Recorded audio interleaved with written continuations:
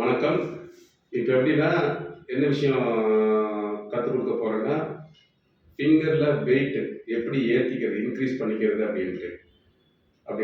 ஏன் ஃபிங்கரில் ஏன் wait வரலைங்கிறத first நான் சொல்லிடுறேன். ஏன் ஃபிங்கரில் வெயிட் வராது அப்படிங்கிறத கொஞ்சம் க்ளோஸ் பண்ணுங்கள்.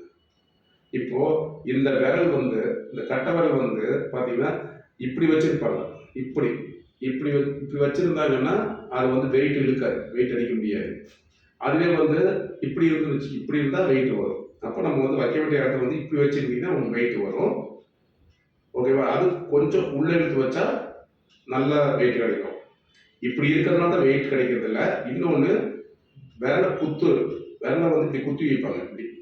இப்படி எடுத்து இப்படி வைப்பாங்க. அவங்களுக்கு வெயிட்டு கிடைக்காது.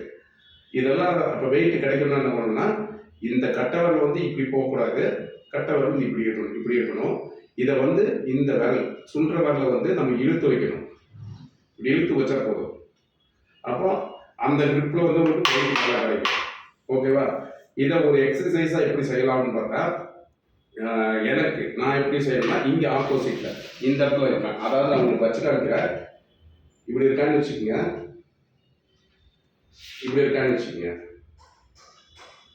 இப்படி இருக்கான்னு எல்லாமே ரிங்ல இருந்து தான் பார்க்கணும். நீங்கள் ரிங்ல இருந்து அடிக்கணும். இந்த ரிங்ல இருந்து இதை சென்டர் பண்ணி அடிக்கணும். இப்படி சென்டர் பண்ணி அடிக்கணும். அதே மாதிரி இந்த சைடு 3 வச்சுக்கோங்க. இது ஒரு சின்ன எக்ஸசைஸ். மெயினாக இங்கே அடித்து ஸ்டைலில் ரிட்டர்ன் எடுங்க. இப்படியே இந்த காயின் கூடயே ரிட்டர்ன் வரும். இந்த காயின் கூட இப்படியே ரிட்டர்ன் வரும். இது மாதிரி நீங்கள் அடிச்சிங்கன்னா சிம்பிளாக முதல்ல உங்கள் வேகத்தை இன்க்ரீஸ் பண்ணுறதுக்காக நீங்கள் பண்ணணும். அதுக்காக ரொம்ப டைட்டாகவும் பிடிக்கக்கூடாது. விரலை கீழே அழுத்தக்கூடாது. இந்த விரல் கீழே அழுத்தக்கூடாது. விரல் நார்மலாக பிடிக்கணும். கிரிப்பு மட்டும்தான் டைட் பண்ணணும். கிரிப்பு மட்டும் தான் டைட் ஆகணும். அப்போ கிரிப்பை டைட் பண்ணி அந்த இடத்துல இந்த மாதிரி 3 காயின் வச்சுக்கிட்டு இப்படி அடித்து ஸ்டைல் ரிட்டர்ன் எடுங்க. இது ஒரு 5 டைம். இது அதே மாதிரி ரிங்கில் வச்சு இது ஒரு 5 டைம். அதே மாதிரி ரிங்கில் வச்சு இது ஒரு 5 டைம்.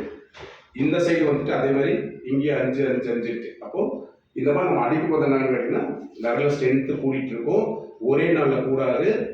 கண்டிப்பாக அதை அடிச்சுட்டு இருக்கிறப்ப உங்களுக்கு கூடும். ஓகேங்களா? அது போக உங்களுக்கு நார்மலாக என்ன பண்ணணும்னு கேட்டிங்கன்னா, ஃபிங்கர் கிரிப் பண்ணுறதுக்கு ஸ்மைலி பால் இருக்குல்ல, எல்லோ கலர் இருக்குங்களா, அந்த பாலை எடுத்துகிட்டு இப்படி சும்மா ஏறி பண்ணிகிட்டு இருக்கேன். அப்போ இந்த விரலில் கொஞ்சம் ஸ்ட்ரென்த்து கூடும்.